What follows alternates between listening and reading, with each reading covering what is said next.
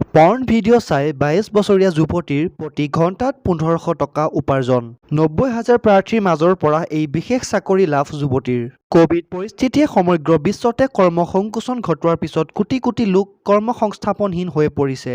আনফালে একাংশই চাকৰি থাকিও অতিৰিক্ত হেঁচাৰ বাবে চিন্তিত হৈ পৰিছে। কিন্তু এনে সময়তে এগৰাকী ২২ বছৰীয়া স্কটিছ যুৱতীয়ে এনে এটা চাকৰি লাভ কৰিছে, য'ত তেওঁ মাত্ৰ পৰ্ণ ভিডিঅ' চাই হাজাৰ হাজাৰ টকা উপাৰ্জন কৰে। আচলতে ২২ বছৰীয়া যুৱতীগৰাকীয়ে কেৱল পৰ্ণ ভিডিঅ' চালেই নহ'ব, তেওঁ পৰ্ণ ভিডিঅ' চোৱাৰ পিছত তাৰ ওপৰত গৱেষণা কৰিব লাগিব। ইয়াৰ আঁৰৰ উদ্দেশ্য হ'ল যিটো কোম্পানীটোৱে তেওঁক এই চাকৰি দিছে, সেইটোৱে তেওঁ কৰাৰ গৱেষণাৰ ওপৰত ভিত্তি কৰি ভাল আইডিয়াৰ পৰ্ণ ভিডিঅ' নিৰ্মাণ কৰিব।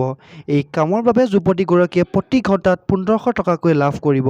বিশ্বৰ বিভিন্ন প্ৰান্তৰ পৰা অহা ৯০,০০০ আবেদনৰ ভিতৰত ২২ বছৰীয়া এই ৰেবেকা ডিকছনো আছিল।